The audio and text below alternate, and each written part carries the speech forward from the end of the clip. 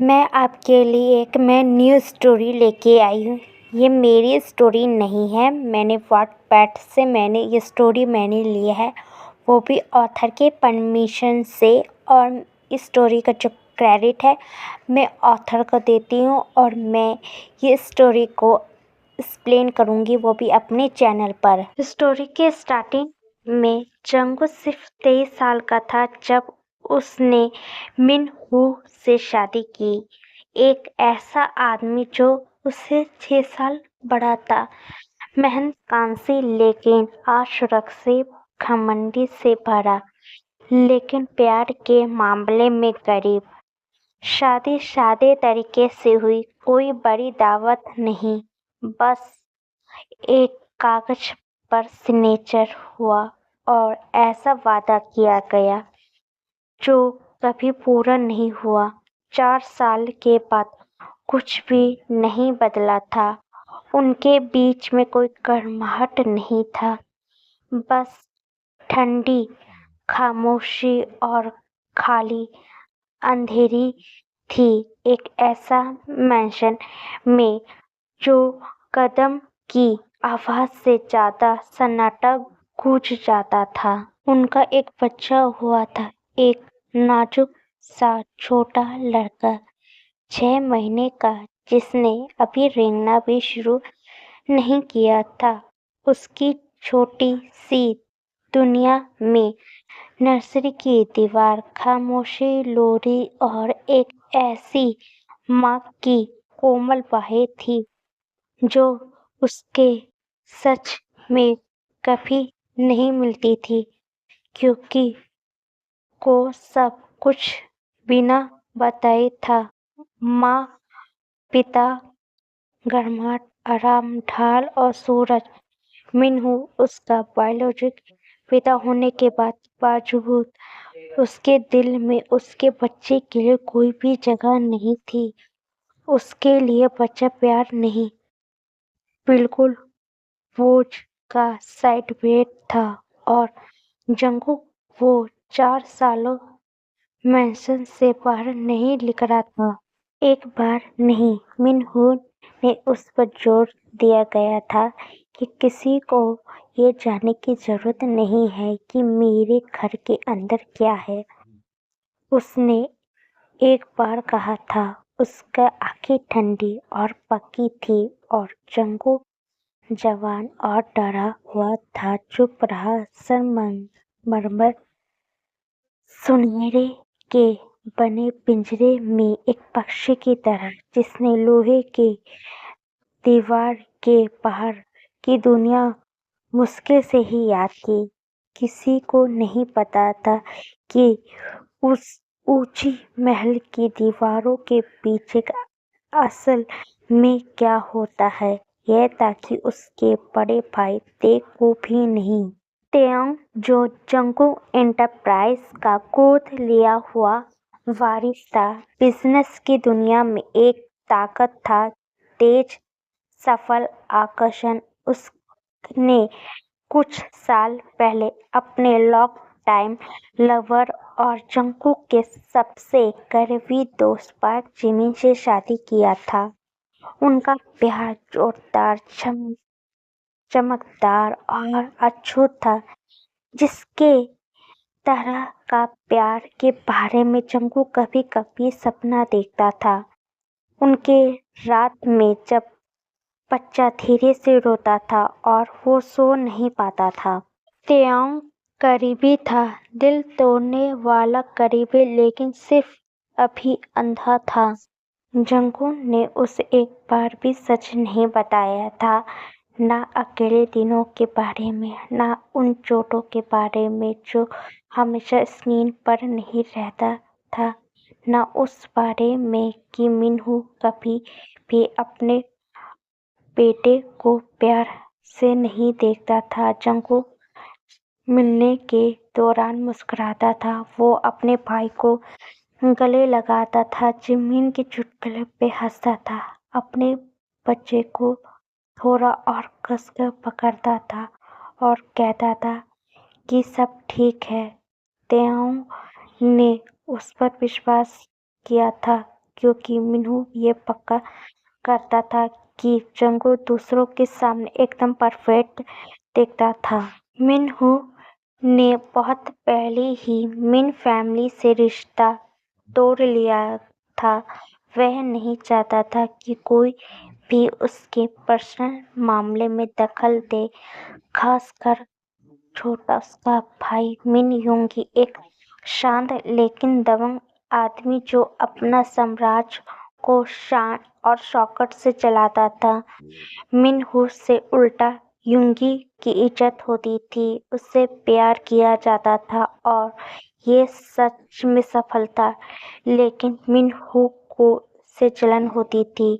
वो सालों पहले मिन मैंशन छोड़कर चला गया था। जंग को अकेलेपन की जिंदगी में घसीटकर अपनी फैमिली से दूर, युंगी से दूर और खासकर सच्चाई से दूर। विडम्बना है कि तेयांग और मिन योंगी अब बिजनेस की दुनिया में एक पक्के दोस्त है। दोनों ताकतवर और दोनों ही चालाक।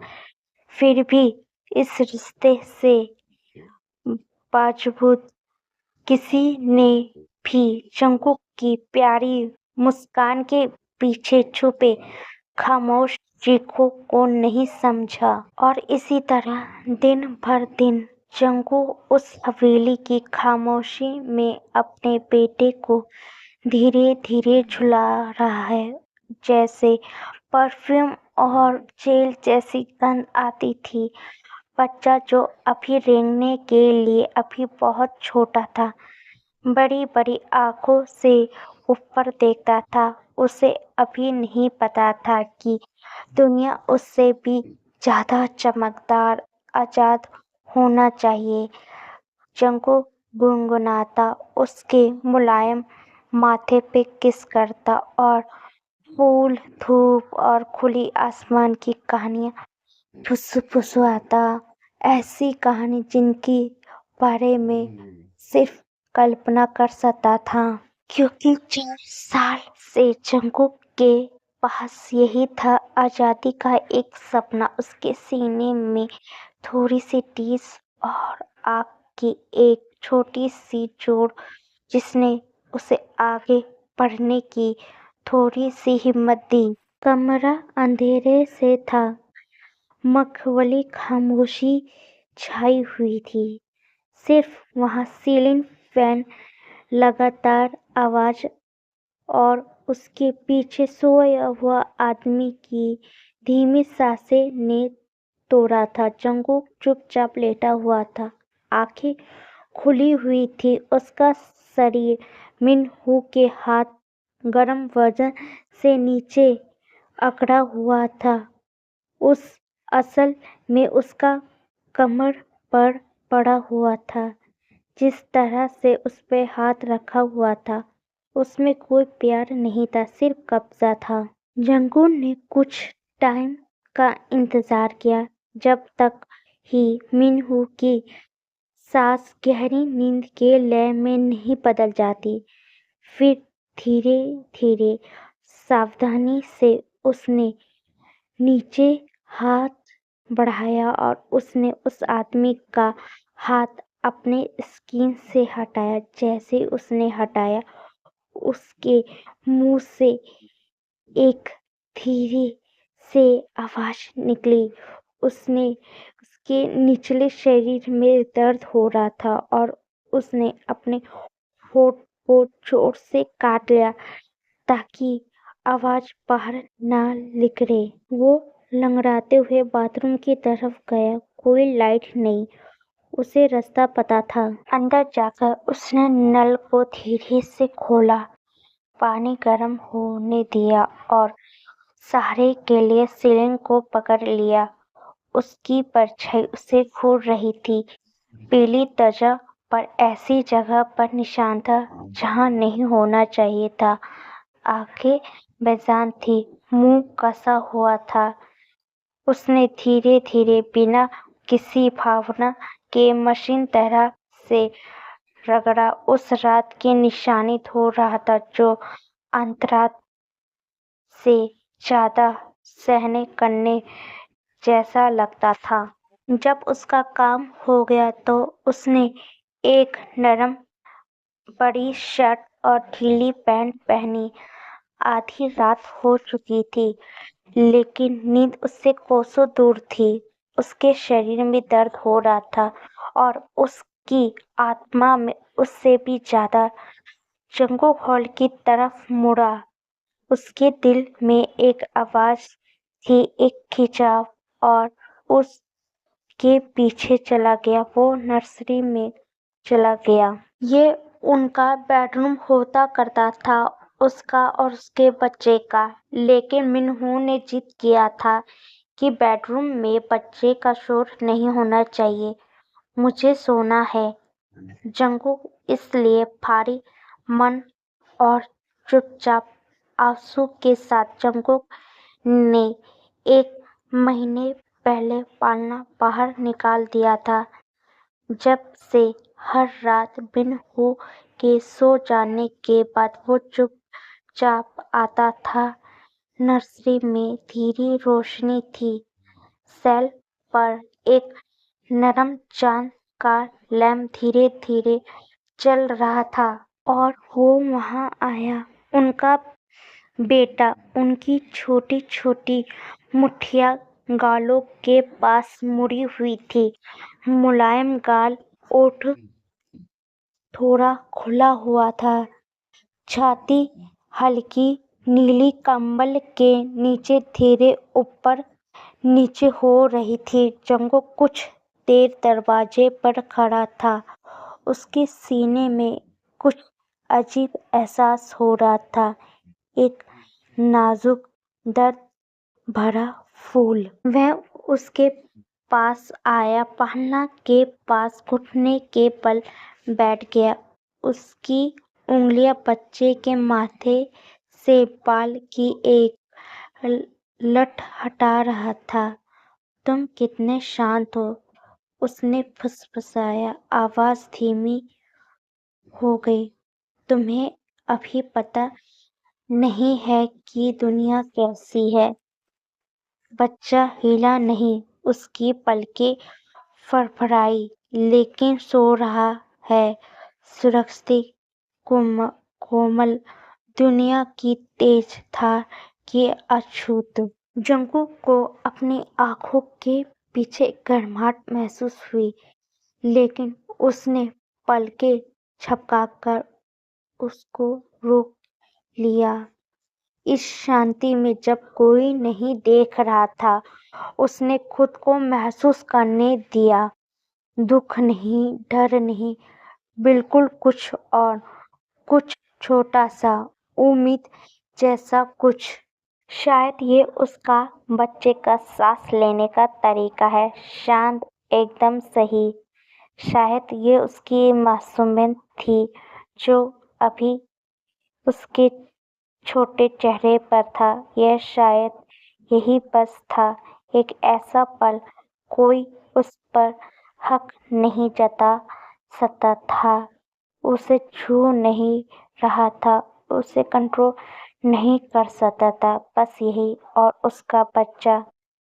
जंगुक ने पालना में हाथ डाला, अपने बेटे के छोटे से पैर को धीरे से पकड़ा। मैं तुमसे वादा करता हूँ, उसने फुसफुसाया, एक दिन मैं हम दोनों को यहाँ से निकाल लूंगा। एक दिन हम ऐसे हवा में सांस लेंगे जो पिंजरे जैसा महसूस नहीं होगा।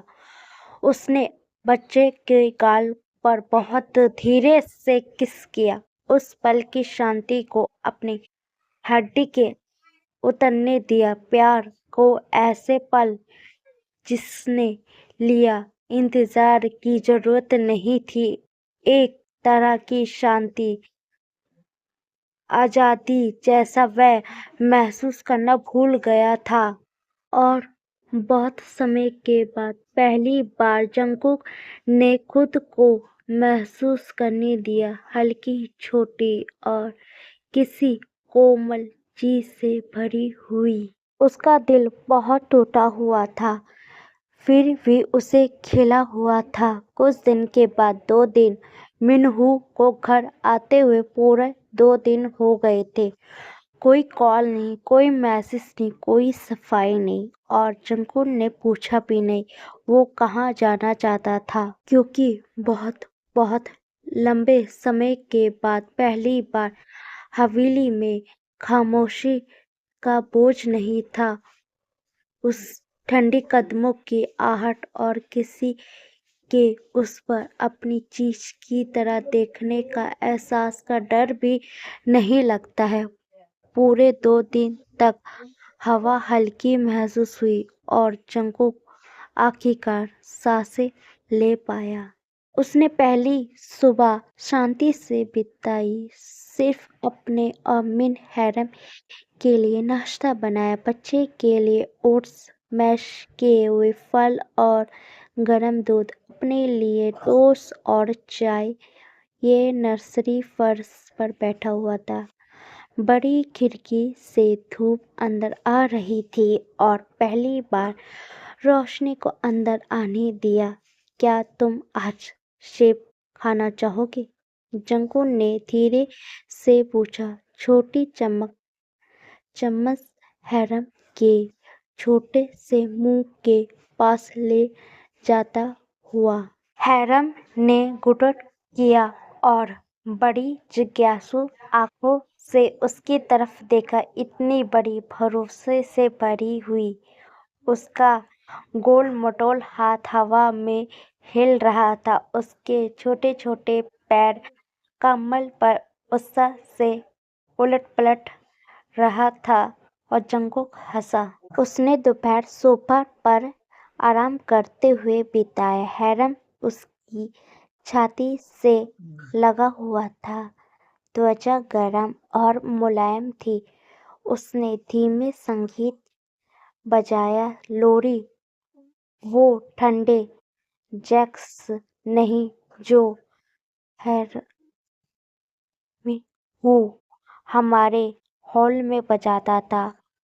वह धुन के साथ गुनगुना रहा था, हैरम को अपनी बाहों में लेकर धीरे धीरे झुला रहा था। कोई बंद दरवाजा नहीं, कोई आंखें जो उसके पर हर कदम पर नजर रखे। जब वो नहीं चाहता था तो उसको छूने का कोई डर नहीं, बस शांति। उसने अपने रोज के घर के कपड़ा बदला और त्यों के दिए हुए एम्ब्रॉयडरी कढ़ाई में से एक पहना, हल्की गुलाबी रंग का, जिसके आस्तीन पर छोटी छोटी डिजाइन कढ़ाई किया गया था। उसने हमेशा छुपाकर रखा था, डर था कि ह्यूनवो उसे फेंक देना था। लेकिन अब जब घर पर वो कोई नहीं था तो जंकुक ने उसे पहन लिया, खुद को उसकी नरम गर्मी में ऐसा लपेट लिया जैसे वह अपनी पुरानी यादों में खो गया है। शाम तक वो और हैरम बाहर प्राइवेट बगीचे में थे, ऐसी जगह जहां हिनवू शायद ही कभी उसे जाने देता। बच्चा पेड़ के नीचे एक कंबल पर लेटा हुआ था, आसमान की ओर वो देख रहा था, जबकि जंकू उसके बगल में बैठा हुआ था, उंगली से घास को छू रहा था। वो मुस्कुराया, अपने बेटे के बगल में लेट गया। ऐसा लगता है, उसने बच्चे से फुसफुसाते हुए कहा, जिंदगी होना का सिर्फ सांस लेना नहीं, बिल्कुल जीना है। हैरम ने अपने ऊपर उड़ती हुई एक तितली को देखा, प्यारी सी आवाज निकाली। उसके छोटे से मुंह ने एक ओ बनाया और उसने एक हल्की सी आवाज निकाली, जैसे कोई हैरानी हो। जंगूर ने अपने चेहरा सूरज की तरफ किया। उसने सालों से ऐसी नहीं किया था। रात में वो बच्चा को अपने कमरे में ले आया, बस एक बार के लिए। उसने चांद के आकार का लैंप जलाया, हैरम को अपनी बाहों में लिया और धीरे धीरे एक कहानी पढ़ी। इसलिए नहीं कि किसी ने उसे कहा था, बिल्कुल इसलिए वो चाहता था। उसकी आवाज कोमल, धीमी और लयबद्ध थी और छोटे खरगोश को तारा मिल गया जो बादल में छिपा हुआ था। हैरम जंगू का अंगूठा को अपनी उंगली में लपेटकर सो गया और जंगू उसे बहुत देर तक देखता रहा। दिल में गर्माहट और आंखों में नमी थी। 4 साल में पहली बार उसे कैदी जैसा महसूस नहीं हुआ, उसे एक पिता जैसा महसूस हुआ और युनवू की मौजूदगी से आखिरकार आजाद हुआ। घर की शांति, खामोशी में जंगुक ने खुद को सपना देखने की इजाजत दी। बड़े सपने नहीं, अभी नहीं, बिल्कुल शांति, निजी सपना जैसा शायद कल वो कुकीज बनाएगा।